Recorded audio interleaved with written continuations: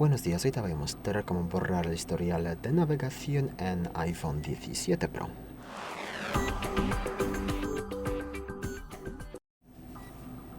Para eso hay que abrir la aplicación Ajustes. No limpiamos el historial desde el Safari, sino desde Ajustes.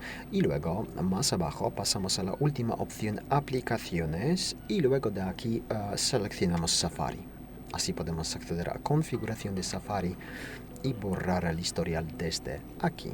Más abajo buscamos esta opción en azul, está aquí, borrar historial y datos de sitios web. Entonces pulsamos aquí, marcamos por ejemplo todo el historial y cerrar todas las pestañas, así vamos a limpiarlo todo. Pulsamos borrar historial y ya está, el historial ya está limpio. Muchas gracias por ver el vídeo, te invito a comentar abajo, suscribirte al canal. Hasta luego.